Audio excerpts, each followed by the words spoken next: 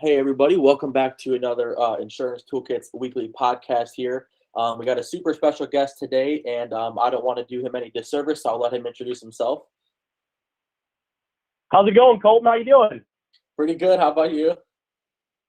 Doing good, man. Doing good. I appreciate you having me on this call today, and hopefully we can talk about some valuable, information. I know you wanted me to kind of give you a little bit of a backstory about myself. Obviously, we knew each other from growing up and stuff like that. Grew up in the same hometown, same area.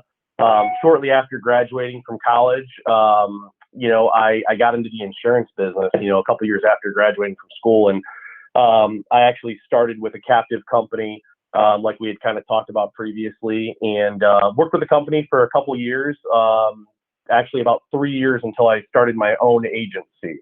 2018, I started my own agency in Indianapolis, Indiana, and we've kind of expanded ever since. And we primarily focus on life insurance with a little bit of, health insurance as well. Okay, yeah, for sure. And when you made that transition, was it? I mean, the opportunity came there, and I'm assuming at that point you have already had enough success on the agent side that you said, okay, I can see some huge potential growth in this. What was like that dial point, that switch? Like, okay, I think I can make this big. I think I can take this to the next level and really, really build something special here. Yeah, that's a good question. So I was never really in one location ever since I started in the insurance business. I started out of an office in Cleveland, primarily ran on the road in Southern Ohio, the entire first year that I was with that, company. And about 7 months in, I actually moved to Texas. And I think it was a little over a year in when I was given the opportunity to kind of run a satellite location for my current owner. And after being there for 2 years, kind of building a business on my own, having the ability to run my own kind of little territory while being under, someone else where I had a lot of protection. After doing that for a little while and having some success, I felt, we can go out and do this on our own and have a lot more success. And that's when we decided to kind of go that route, I guess. Yeah, that's awesome. Yeah, because it was that creative energy that you could just thrive off of to, especially help, especially on the insurance side. There's so much room to grow in so many directions. When you really lock into one, it's truly limitless. A question I had for you, because I kind of know a little bit of what you like to do. You're really big on having your guys being in the field, right? Not really doing telesales. Is that correct? Yeah. We're pretty much 100% in home sales. Okay. Yeah. So that's kind of like what our platform is primarily used for, is agents who are, out in the field, meeting with clients face to face. They're writing business, they're writing apps, they got underwriting questions, they got things going on. So it's cool to see that a lot of agents, this is another question I have for you. A lot of agents find that face-to-face sales, albeit, very, very challenging and can be nerve-wracking, and your first door knock and all that kind of stuff can be scary. Do you find that with your business model, face-to-face agents being in the home, knocking on doors, is where they're going to see the most success? Or do you feel that incorporating that telesales can have an added benefit? Or how do you kind of view the difference between those two? That's a good question. So, obviously, to each their own. There's a lot of success on the digital side. There's a lot of success on the, in-person side. For me, the way I look at it is, in-person sales has stood the test of time. It's been around forever. It's what this business was founded upon. Right. And, when you're selling products that are life insurance, it's not tangible. People can't touch it, feel it, taste it, see it, So it's one of those things where, the sales process is really just a transfer of belief, and being able to sit down with someone. I know myself, I very rarely, spend money, over the phone or over a Zoom call, like giving people my checking account. I don't think I've ever done that before, actually, to be honest with you. I know that people feel comfortable doing that. But what I know is that building a relationship in person, sitting down with someone for 30 minutes in a face-to-face environment, there's really nothing like it. I feel like there's a lot of advantages as well. When you're talking about show rate, like you said, you mentioned something about door knocking. It's really hard for someone to slam the door in your face and tell you to go, walk away. Although people do that. We've all been there before. We know that people do that. but it's a lot more likely for people to just shut their computer screen on a Zoom call or on a call. And what we've noticed is that I think people appreciate, a face-to-face interaction after being, under, COVID restrictions for multiple years and being locked up and all the other, whatever you want to call it.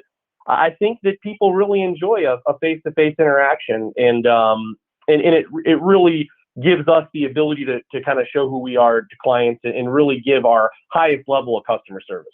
Yeah, definitely. It's definitely a great response, because I feel that, especially even with just the rudimentary sales skills of having the body language, of being able to sit there and put your hands on the table, Right. and look them in the eyes and really, really build the value. Because if you're not bringing value to somebody, it can be very challenging to do that over the phone and have a very convincing, like, life-changing experience, which is a lot of times what agents in the home have to do. A lot of people think, oh, they're just salesmen, with this and that. But when you're in the home, you have to change somebody's fundamental thinking to get them to think differently on how can I pitch this product to somebody to, bring as much value as I can to them. Do you think that, I think it's kind of like a two-way street, like you said, to each their own when it comes to face-to-face versus telesales and things like that.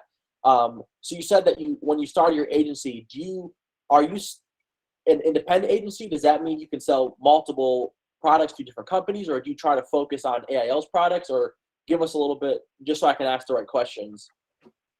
Yeah, no, definitely. So we're a captive company. We sell for one company. We're under American Income Life umbrella with Globe Life, and we're only able to sell their products. Okay, so that leads to another question. I think that serves a big benefit. One of the things that we see with agents is it's really, really important for your agents in general to have one or two products that they're really, really good at selling. And when you find an agent who has a contract with 15 different companies and 65 final expense products and 30 term products and 15 accidental death, all these things, dental, vision, hearing, and they can start to get so clustered that they don't get good at anything, and they wash out of the business like 98% of people do. Do you find there to be a big benefit with your agents that they can have more success in a captive environment than putting that same agent independent and kind of seeing them run that rat race of like, man, I don't know what to do. I don't know what to sell. I don't know what this product even means. I think that a lot of people overlook that benefit of almost that narrow, you could say somewhat of that narrow pipeline that you have could actually serve to duplicate much greater results in the back end. Would you agree? Yeah, definitely. So I think that, anyone can be successful in any industry. I've always had that thought process. We can be successful no matter what we're selling, life insurance, cars, whatever. I feel like it's really more so about, the individual and their major long-term goals and their vision for what they want to accomplish. And I'm one of those people where it's like, think huge, think really big, and whatever it is that you're thinking, you can make happen. So kind of going back though, I've had a lot of great mentors in my life. I've had a lot of great people to kind of guide me and help me along the way. And I think what I found most beneficial, I've only been on the captive side. So for me, what I do know is having the relationships with people who are selling a couple products, people that have been in the company for 5, 6, 7 years, and you're only selling 5 different products, right.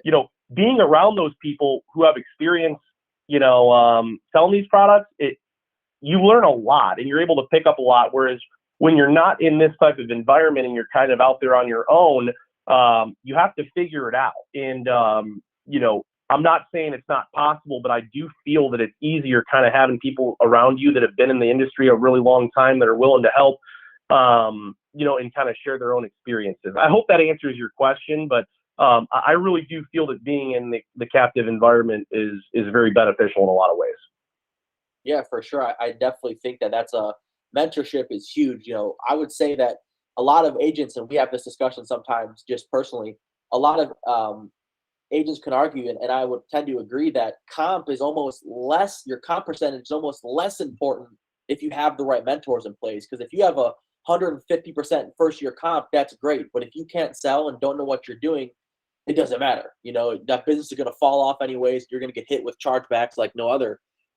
Right. So kind of using that to kind of push the next question, outside of your objections and scripts and closing, when it comes to actual product knowledge and placement and underwriting, things like that, what do you see specifically with your agency? What do you see your agents struggle with the most? Is it, what product do I go with? Is it, are they going to qualify? Because I'm not too familiar with the underwriting process within that. So I'm kind of curious, outside of the sales process, what do you think your agents struggle with most on, like, okay, where am I going product wise? Do they qualify? Medications, health conditions, etc. Kind of give us a little breakdown of that. I think that, if you're asking, kind of what the major issues they may be having would be, I guess the things that you can't control really, would be the ones that I would have to talk about, like the show ratio, for example. Like, you have no control over if someone's going to be there, if they're not going to be there. They set an appointment and they're not there, So I think it's more so how you respond to the different adversities that kind of come along when you're building your business, rather than the objections in the home. I feel that if you get in front of 20 people, you're going to have a couple say yes regardless, so the numbers will always work out. Now, in certain areas, you can purchase leads where you have the ability to kind of mitigate risk, i.e.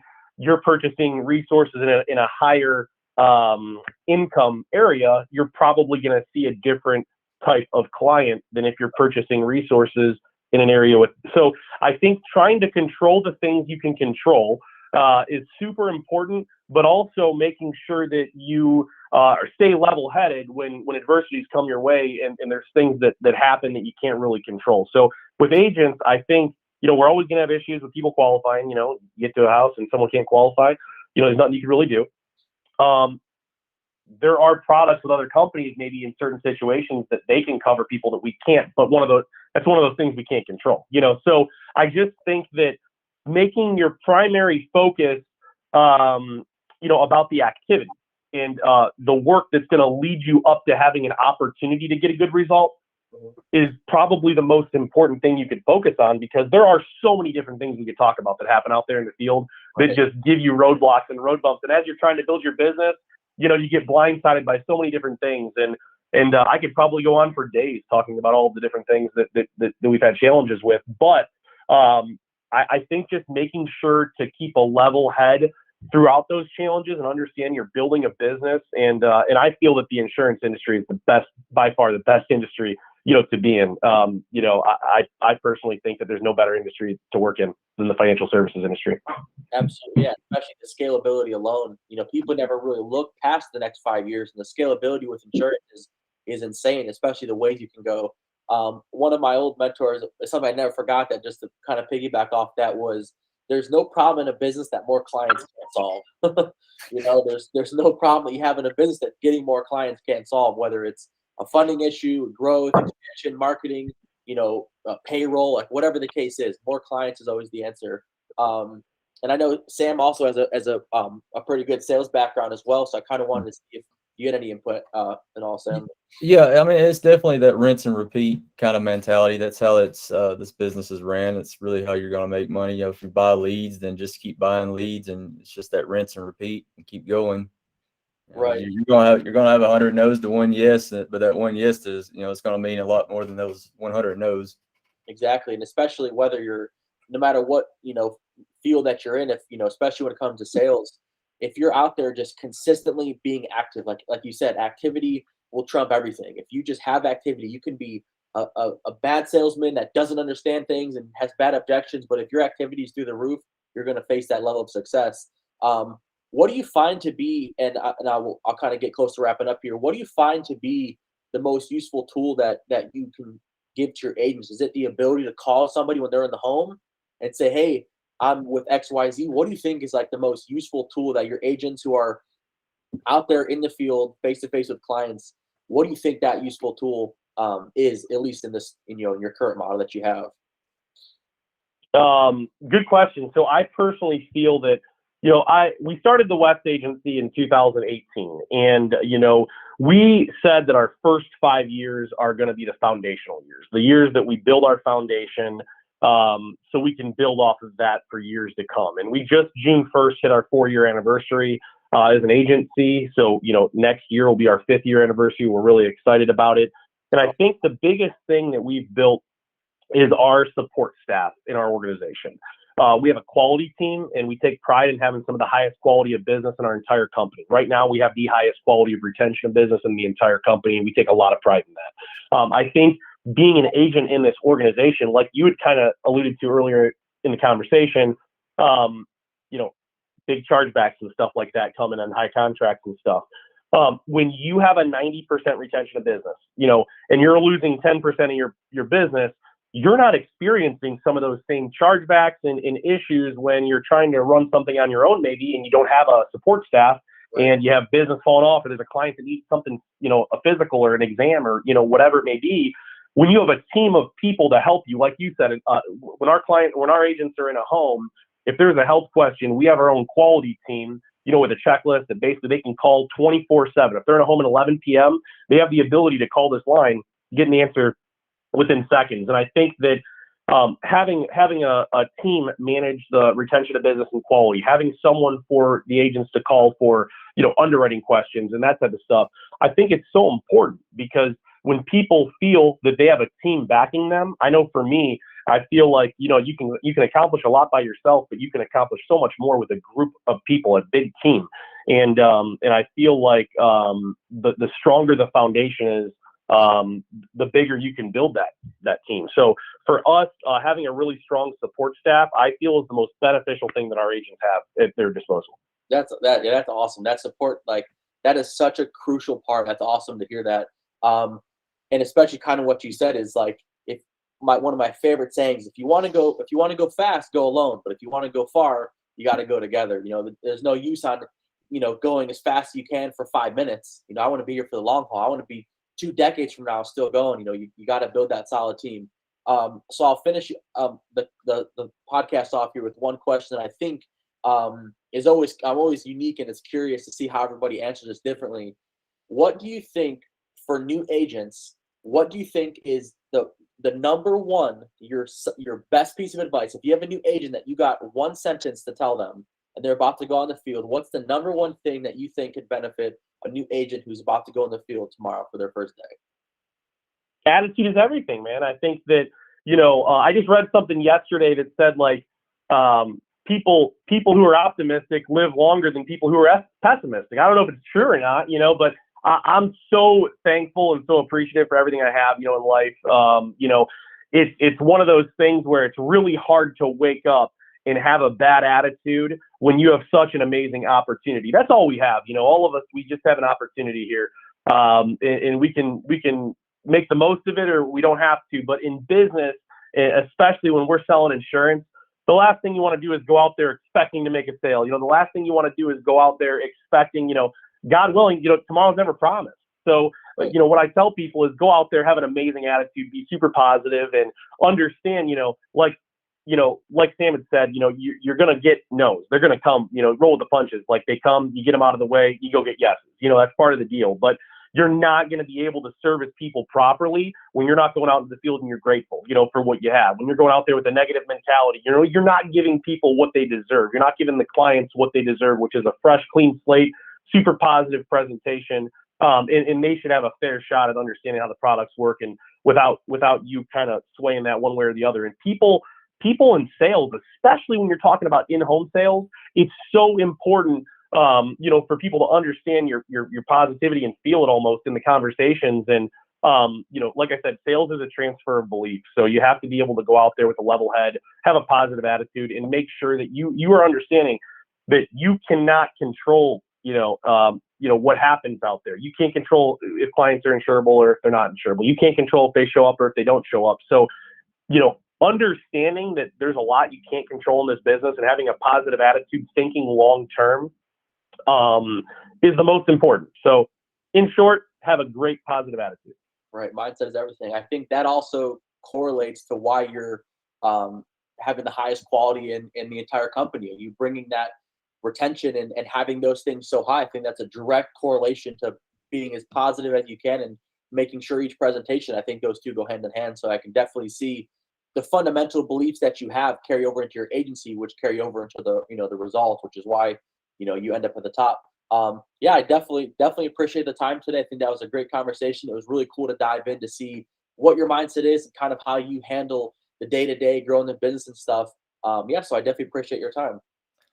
Yeah, thank you guys for having me on. Thanks for having me, guys. Appreciate it. All right, Josh.